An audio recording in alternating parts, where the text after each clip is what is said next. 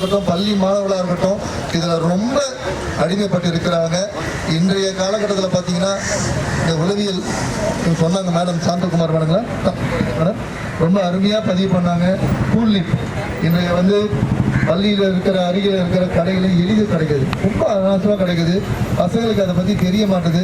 ஏதோ இது என்ன சொல்கிறது, நம்ம சாக்லேட் நினச்சி சாப்பிட்றாங்க, இது அப்படியே அடிக்ட் ஆகிடுறாங்க. அந்த டேஸ்ட் அவங்களுக்கு வந்து இது வந்து சாப்பிட்டா நல்லா இருக்குன்னு, ஆனால் அது எவ்வளோ தீங்கு விளைக்குதுன்னு அவங்க தெரியல குழந்தைங்களுக்கு.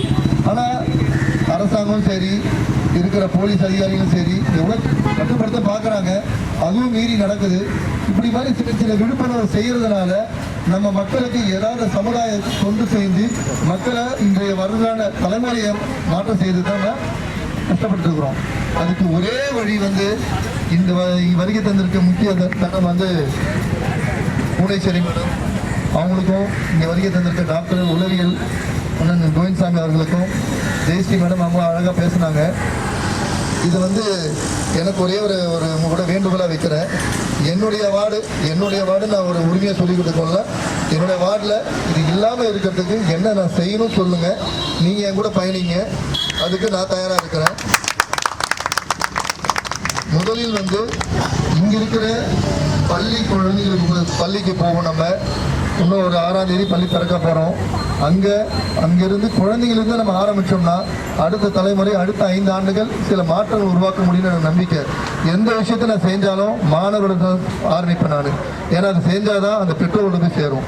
அந்த பெற்றோரை சேரும்போது தான் சுற்றி இருக்கும் பாப்பா தப்பு செய்யணும்னு உணர்வாங்க. இதுதான் எனக்கு தெரிஞ்ச விஷயத்த நான் எவ்வளோ செய்கிறேன் நான்.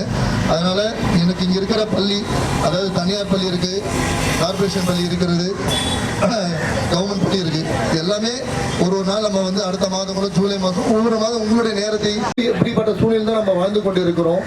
அதாவது ஒரு சில பேர் தெரியாது, சிகரெட் பிடிப்பாங்க. சிகரெட் பிடிக்கும் போது யாருக்கும் பக்கத்தில் இருக்கணுங்க பாதிப்பு இருக்குன்னு தெரியாம ரொம்ப அது ஸ்டைலாக பண்ணுவான். மேடம் சொன்னாங்க வட்டம் விடுறது, இது ஸ்டைலாக விடுறது மேடம் சொன்னாங்க. இதெல்லாம் வந்து பசங்களுக்கு தெரியல.